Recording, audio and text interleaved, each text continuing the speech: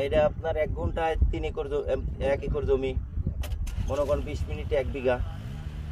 এটা আপনার প্রতিদিন পার ডে যদি সঠিকভাবে মেশিন পরিচালনা হয় তাহলে 8 থেকে 9 একর, মানে 3 নং 36 বিঘা পর্যন্ত মনে করেন যে জমি লাগানো সম্ভব।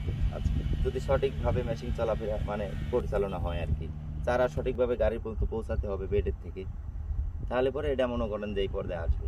একটা মেশিনে 7 জন লোক হলে আপনাদের মনে করেন 36 বিঘা জমি পার ডে লাগায় দেওয়া সম্ভব। ঠিক আছে, এটা অনেক সুবিধা।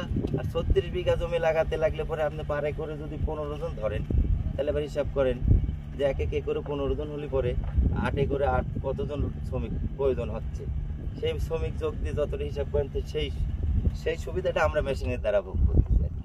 আর এমনি যদি মানুষ লাগালে আপনার মনে করেন যে হয়তো 1 একরে লাগবে হচ্ছে 15 জন, 3 বিঘা লাগাইতে 15 জন, ওদের টাইম লাগবে অনেক। চারাটা মনে করেন যে ওয়েস্টেজ হবে, যেরকম চারাটা টান দিচ্ছে মনে করেন, এই যে চারাটা টান দিলে এটা কিন্তু 50% চারা শিকড়ে যে ছিঁড়ে যাচ্ছে টান দেওয়ার পরে, এটা কিন্তু তা হচ্ছে না। এটা আপনি ডাইরেক্ট মেশিন পকেট ফুটের মতো নিয়ে এটা মাটি সহ এটা গাড়ি দিচ্ছে পুরা শিকড়।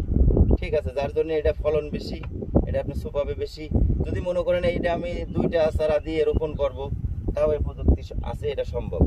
আবার যদি মনে করেন যে আরো বেশি চারা দিয়ে করব, তাও সম্ভব। আবার যদি এক হাতে দেওয়া যাচ্ছে যে আমরা সাধারণত হাতকে 3টে 3.5 মানে এরকম লাগাই, যদি মনে করেন আপনি 5টা লাগাবেন তাও সম্ভব। এটা সেই প্রযুক্তি আছে, মানে সাশ্রয়ী হচ্ছে, সাশ্রয়ী সম্ভব। আবার একটা চারা দিয়ে আপনি লাগাতে পারবেন, সেই প্রযুক্তির সাথে কি আছে। তাতে আজকে সকাল থেকে কয় বিঘা কি অবস্থা? আমি সকাল 8টা থেকে শুরু করে এখন নদীর মনে করেন। ঠিক আছে, আজকে তো লাগাতে পারিনি, সারা আমার সঠিকভাবে পৌঁছাচ্ছে না, তার জন্য আর কি বাসায় আছে।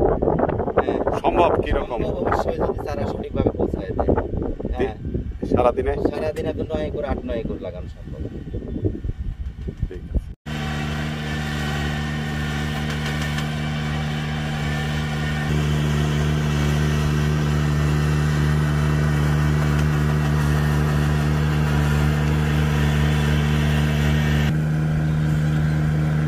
আসেন ভাই।